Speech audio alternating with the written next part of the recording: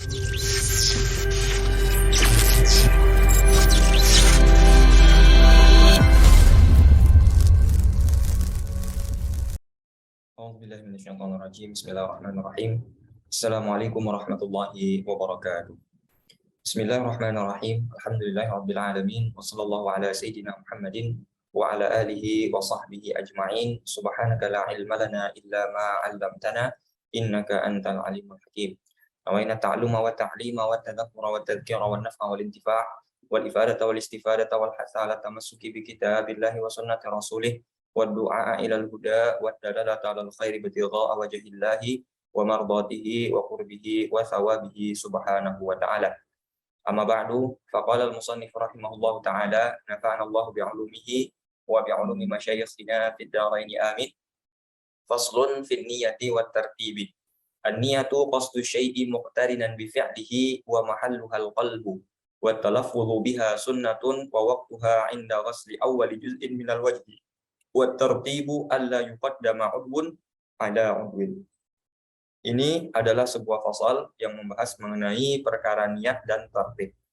Setelah pada pertemuan sebelumnya kita membahas mengenai furud al-wudu, ya, fardu wudu, ya, atau dalam istilah lain yang biasa kita kenal yaitu rukun-rukun wudu, di mana di antara rukun-rukun wudu tersebut adalah niat dan tartib. Sehingga kemudian Syekh Ibnu Sumair Al-Hadrami ya membuat fasal khusus, ya, bab khusus yang membahas mengenai permasalahan niat dan tartib ini. Karena mayoritas nanti daripada yang akan kita bahas itu mengandung dua rukun ini. Jadi dua rukun ini akan sering sekali berulang di beberapa permasalahan ibadah lainnya. Ya, seperti misalkan sholat nanti ada niatnya, gitu ya. Di haji ada niat, ada tartibnya juga. Ya, lalu kemudian di sholat ya ada niat, ada tartib, ya. Sehingga kemudian ini dijadikan fasal khusus yang dibahas khusus di sini untuk kemudian kita mengetahui bagaimana sebenarnya hakikat dari niat itu, bagaimana caranya berniat, lalu bagaimana yang dimaksud dengan tartib itu, ya. Karena mungkin kita sudah mengetahui tartib, tapi kalau sudah dibandingkan dengan mualah, apa bedanya tartib dengan mualah? Nah, biasanya kita akan kebingungan di sana. Nah, oleh karena itu dijelaskanlah di sini mengenai permasalahan mengenai niat dan tartib ini. Ya, an-niyatu qasdu syai'in muqtarinan bi fi'lihi. Ya, niat itu adalah memaksudkan suatu perbuatan, ya. Jadi memaksudkan suatu perbuatan muqtarinan bi fi'lihi, yang mana maksud tersebut langsung diiringi dengan perbuatannya, gitu ya. Jadi misalkan kalau saya mau sholat, nah pas sholat itu kita langsung niatkan dalam hati atau qasd, ya, ada maksud dalam hati, itu baru namanya niat. Kenapa disebutkan semacam ini? Karena dia akan berbeda antara niat dengan azam. Ya, jadi ada namanya niat, ada namanya azam. Kita sudah berazam untuk itu kan. Apakah azam dengan niat itu sama? Ya serupa tapi tak sama, gitu ya. Kesamaannya sama-sama qasdu syai'i. Niat itu qasdu syai'i, ya. Azam pun qasdu syai'i. Tapi kalau niat muqtarinan bi fi'lihi, ya. Jadi maksudnya perbuatan itu berbarengan atau beriringan dengan perbuatannya sekaligus. Tapi kalau seandainya kita bermaksud untuk melakukan suatu perbuatan sekarang, tapi baru dikerjakan nanti misalkan. Nah, itu namanya bukan niat, tapi namanya azam. Ya, nah ini penting juga nih supaya nanti tidak salah memahami antara niat dengan azam. Ya, jadi kalau misalkan nanti saya siang mau sholat zuhur lah, ya itu namanya azam, ya. Meskipun dia bermaksud dalam hatinya untuk melaksanakan sholat, tapi itu belum dianggap niat, itu hanya sebatas azam. Nah, yang menjadi rukun mayoritas itu adalah niat, bukan azam. Jadi azam itu nggak cukup untuk kemudian menjadi sahnya, ya, suatu ibadah, tapi harus dengan niat. Ya, jadi pas ketika mau melakukan ibadah itu, mau sholat, puasa, haji, dan lain sebagainya, nah itu ketika itu harus ada niat. Nah, niat itu apa? Memaksudkan sesuatu perbuatan, ya, yang langsung diiringi dengan perbuatan itu. Jadi nggak ada jeda atau space antara niat maksud untuk melakukan hal itu dengan perbuatannya yang kita lakukan, semacam itu. Wa mahalluhal qalbu, ya, tempatnya di hati. Ya, jadi tempat niat itu di hati. Nah, ini kemudian yang banyak orang salah, ya, dalam memandang mazhab Imam Syafi'i. Kenapa? Karena kan dalam mazhab Imam Syafi'i itu ada istilahnya talaffuz bin niyah, ada an-niyah, ada at-talaffuz bin niyah. Nah, dalam mazhab Imam Syafi'i, nahnu asy-Syafi'iyah, kita meyakini bahwasanya niat itu dalam hati. Ya, tapi talaffuznya untuk membantu kita memudahkan niat dalam hati itu hukumnya sunnah. Nah, tapi orang salah paham seolah-olah mengatakan bahwa misalnya mazhab Syafi'i itu niat itu dengan cara talaffuz, gitu. Bukan seperti itu. Ya, jadi bahkan kalau dia talaffuz, tapi dalam hatinya nggak berniat, itu tidak dianggap dalam mazhab Imam Syafi'i sekalipun. Makanya mahalluhal qalbu di sini jelaskan. Ya, jadi tempatnya itu memang pada dasarnya di hati. Semua sepakat itu. Tidak ada yang mengatakan talafuz yang menjadi syarat, tapi yang menjadi syarat itu niat dalam hati, fil qalbi gitu ya. Jadi terbersih dalam hati kita melakukan sebuah perbuatan itu. Nah, itu yang disebut dengan niat seperti itu. Nah, adapun wa talaffuzu biha, talaffuznya niat. Jadi kita melafazkan niat itu ya sembari kita berniat dalam hati. Nah, itu hukumnya sunnah saja. Artinya kalaupun nggak dikerjakan ya tidak ada masalah, tidak ada kewajiban juga. Hanya saja membantu kita. Karena kan biasanya kita sering banyak pikiran mungkin ya. Banyak pikiran terus kita datang sholat misalkan. Itu sering mepet-mepet udah komat gitu ya. Kadang-kadang kalau kita buru-buru langsung masuk masjid karena kita mau ngejar jamaah rakaat 1 gitu misalkan supaya nggak ketinggalan. Kadang kan pas kita sampai di tempat mau sholat itu kita pas takbir itu kita nggak tenang gitu kan, hati nggak tenang. Tapi niatnya apa ya? Niatnya saya sholat apa ini? Zuhur, asar atau isya atau apa ini gitu. Nah, sehingga kemudian ketika kita langsung Allah gitu kan, dalam hati itu masih bergejolak gitu, sholat apa ini sebenarnya gitu, sedang sholat apa gitu. Nah, sehingga kemudian untuk memantapkan dalam hati itu kita talafuzkan, coba ditalafuzkan. Nah, setelah talafuz itu pasti hati pasti akan jadi mantap juga. Kenapa? Karena kita sudah talafuzkan. Ya, beda kalau seandainya belum ditalafuzkan, hati itu bisa disalah dalam itu karena kan kondisi itu tidak menentu ya. Kalau misalkan kita masuk ke masjid dalam keadaan tenang sebelum azan, kita bisa duduk dulu, tahiyat dulu, ya sholat qobliyah dulu segala macam. Itu insya Allah mungkin nggak terlalu akan menyulitkan gitu ya. Tapi kalau orang yang terburu-buru, nah itu butuh kepada talafuz. Kenapa? Kalau nggak talafuz hatinya masih goyang-goyang nih, niatnya apa ini, sholatnya apa ini, gitu seperti itu. Ya mungkin di antara kita pernah merasakan hal yang demikian, sehingga kemudian dianjurkan untuk melakukan talafuz, makanya hukumnya adalah sunnah. Waktuha, kapan berniat itu? Nah, karena dia muqtarinan bi fi'lihi, maka harusnya niat itu ya di awal melakukan perbuatan yang kita niatkan itu. Jadi kalau misalkan sholat ya berarti ketika takbiratul ihram, gitu ya. Lalu kemudian kalau misalkan wudhu, kemarin kita bahasnya. Jadi yang dibahas juga di sini, jadi wa waqtuha inda ghusli awwali juz'in minal wajhi. Nah, ini konteksnya wa waqtuha fil wudhu. Dalam konteks wudhu kapan? Ketika membasuh bagian pertama dari wajah. Gitu ya. Jadi pas ketika membasuh bagian wajah ini, bagian atas kah, tengah, atau bawah, terserah. Yang penting masih bagian wajah. Nah, ketika itu kita niatkan, sebagaimana yang telah kita bahas pada pertemuan sebelumnya. Seperti itu. Ya. Jadi waktunya adalah ketika melakukan perbuatan pertama dari yang wajib gitu. Makanya kemarin kita sebutkan kalau orang niat wudhu, lalu kemudian cuci tangan, kumur-kumur, ya, lalu memasukkan air ke hidung, lalu kemudian basuh muka, itu nggak dianggap niat. Gitu. Kenapa? Karena niatnya itu baru ketika basuh muka itu baru niat. Jadi di awal itu bagaimana? Itu nggak bisa dianggap sebagai niat wudhu gitu. Nanti caranya ada dua, makanya kemarin kita sampaikan kalau ingin mendapatkan kesunahan sebelum wudhu itu, ketika basuh tangan pertama kali kita niatkan niat melakukan sunnah wudhu. Nanti ketika membasuh muka kita niat lagi niat berwudhunya itu ketika membasuh muka. Ya, wa tartibu alla yuqaddama udwun ala udwin. Ya, sementara kalau tartib ya itu tidak mendahulukan satu bagian dibandingkan dengan bagian yang lain. Artinya berurutan ya, berurutan. Tartib itu berurutan. Jadi urutannya A B C D E.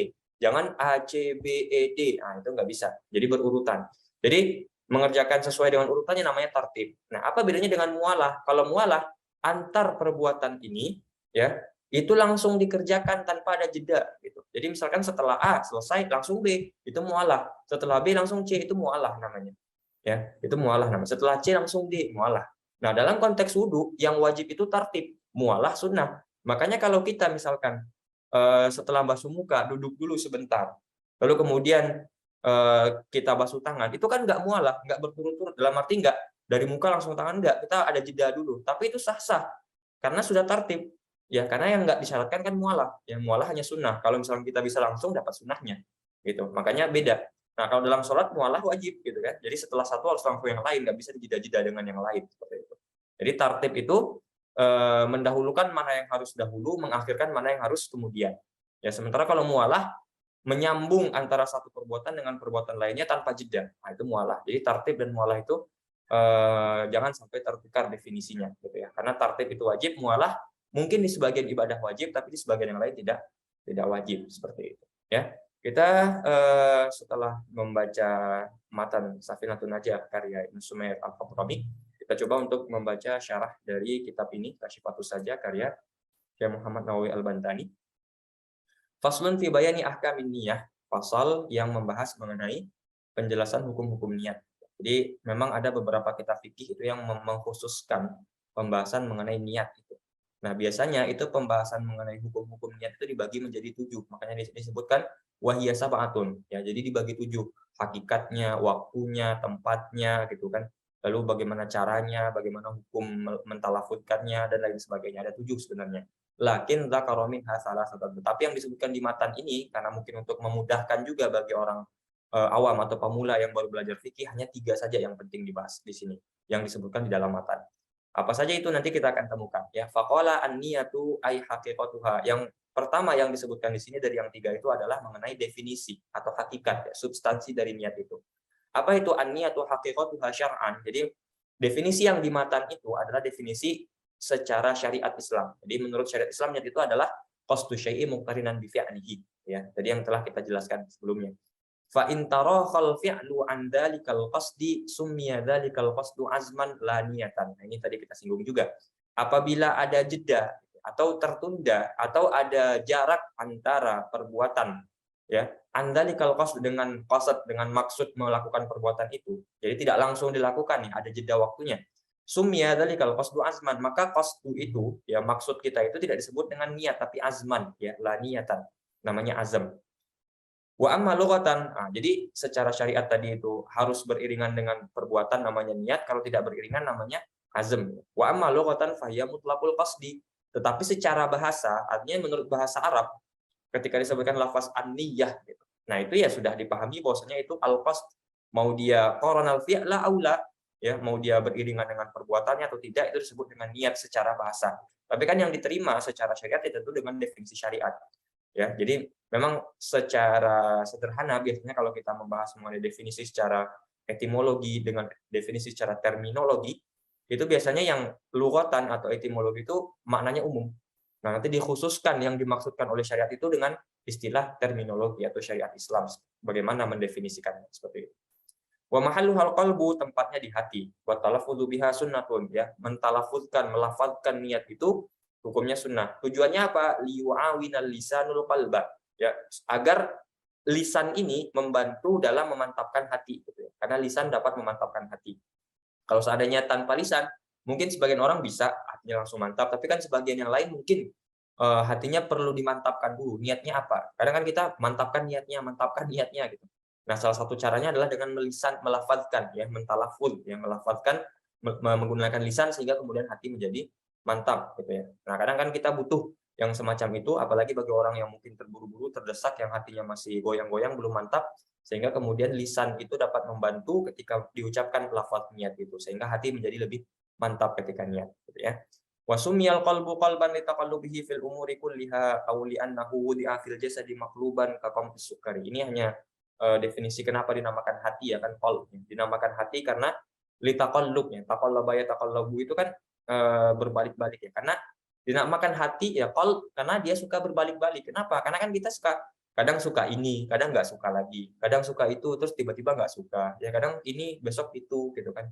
Jadi hati kita sering terbolak-balik seperti itu kan. Nah, karena itulah disebut dengan qalbu. Dari bahasa Arabnya taqallaba yataqallabu, berbolak-balik. Nah, makanya karena itu kan kita sering berdoa, Rabbana la tuzigh qulubana ba'da idh hadaitana. Janganlah engkau balikkan hatiku gitu, hati kami gitu ya, setelah engkau beri kami hidayah. Makanya kita jangan merasa aman, oh saya sudah sholat, saya sudah Islam, saya sudah puasa, zakat, haji lengkap semua. Berarti saya insya Allah masuk husnul khotimah, belum tentu. Karena hati bisa berbolak-balik, besok belum tentu ada kejadian yang membuat kita berubah, berbalik gitu. Makanya kita doa itu selalu, la tuzigh qulubana ba'da idh hadaitana. Ya meskipun hari ini sudah diberi hidayah, jangan dibalikkan. Ya, dalam arti jangan sampai kemudian lari dari hidayah itu kemudian pindah ke sesuatu yang lain seperti itu. Karena hati itu berbolak-balik. Ya, fil umuri kuliah dalam segala hal. Ya, hati itu suka berbolak-balik. Kadang kita suka ini, suka itu, gitu kan. Hari ini suka ini, besok udah nggak suka lagi. Itu hati yang biasa seperti itu. Ya, atau dinamakan hati karena diletakkan di dalam jasad ini makluban dalam keadaan terbalik. Ya, kakom isukari, seperti gumpalan gula. Ini hanya definisi atau istilah-istilah saja yang kemudian nanti bisa dijabarkan lebih lanjut seperti itu. Wa waqtuha fil wudu'i inda ghasli awwali juz'in minal wajhi. Ya, waktunya tadi sempat kita singgung ya. Jadi kalau waktu secara umum itu berarti di awal semua perbuatan. Ya, kecuali nanti akan dibahas satu permasalahan yaitu mengenai puasa. Yang mana itu kita niat dulu baru puasa. Tapi selain daripada masalah puasa itu pasti dalam kondisi perbuatan pertamanya apa yang wajib, maka itu ketika itu dilakukan niat itu. Nah, tapi dalam di sini konteksnya karena setelah membahas mengenai niat wudu ya atau rukun-rukun wudu, maka waktu hafil wudu'i maksudnya seperti itu. Jadi kalau dalam konteks wudu, kapan waktunya? Inda ghasli awwali juz'in minal wajhi. Nah, ketika membasuh bagian pertama dari wajah seperti itu. Jadi kalau kita pas cuci tangan itu niat itu salah. Cara yang benar itu ketika basuh muka. Ya, ketika wudu itu ketika itu niatnya. Ya, adapun yang sebelumnya itu hal-hal sunnah, kalau ingin mendapatkan keutamaan dari situ maka kita niat lagi. Ya, niatnya apa? Niat melakukan sunnah-sunnah wudu ya. Hakadha ibaratu ba'dihim bi taqdimi lafzi qasdi ala lafzi awwali wa huwa mardiyyu syarqawiyyi nadhan ila anna al-wajiba muqarnatu lil fi'l. Ini hanya permasalahan mengenai perbedaan cara pengucapan ya. Nanti Imam Asy-Syarqawi menyebutkan inda ghasli awwali juz'in minal wajhi. Jadi ghaslnya dulu baru awalnya dulu. Ya, karena nanti ada ibarat yang lain inda awwali ghaslin ya. Ketika basuhan pertama. Ya, jadi antara Imam Asy-Syarqawi mengatakan ketika membasuh bagian pertama, ghasli awwali ya, ghasli awwali juz'in. Ya, termasuk nanti yang mengatakan sebaliknya, yang dibalik itu Imam Al-Baijuri ya, wa ibaratu ba'dihim bil aksi ya, wa huwa mardiyul Baijuri nazaran ila anal mu'tabaraqatu bi awwalil ghusli gitu ya. Jadi kalau dalam Imam Al-Baijuri menyebutkannya dengan inda awwali ghaslin ya, bukan ghasli awwali ya, meskipun secara pemahaman tidak lebih atau tidak terlalu banyak perbedaan. Yang penting adalah ketika kita membasuh muka pertama kali, nah ketika itulah waktunya untuk berniat. Ini hanya perbedaan lafaz saja yang kita bisa cukupkan untuk membahas itu. Nah, ini yang penting di sini wala yuktafa biqarnin niyati bima qabla al-wajhi min ghaslil kaffaini wal madmadati aw istinsyaqi ya illam yanghasil ma'aha juz'un minal wajhi. Nah, jadi tidak cukup niat itu ketika diiringi dengan perbuatan yang dilakukan sebelum membasuh wajah. Tadi sempat kita singgung kan. Misalkan min ghaslil kaffaini, kita pas basuh tangan itu niat itu nggak cukup. Atau pas kumur-kumur atau istinsyak itu nggak cukup. Ya, jadi pas harus membasuh muka. Kecuali ya kalau seandainya istinsyak dan madmadah misalkan, itu pas ketika kena bagian muka, misalkan seperti itu. Ya, jadi misalkan kan kalau kita kumur-kumur kan bibir kena. Nah, bibir itu kan salah satu bagian yang wajib dibasuh ketika itu. Jadi seolah-olah dia basuh muka. Tapi konsekuensinya apa?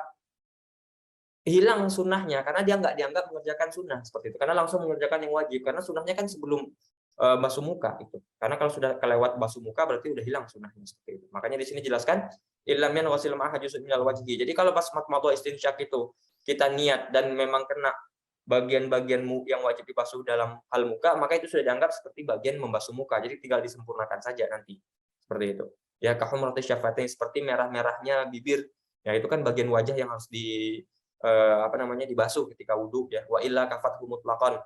Ya, jadi kalau misalkan dia sempat basuh itu dan dia niat ketika itu kena ya bagian-bagian yang wajib itu, maka dia sudah dianggap cukup gitu.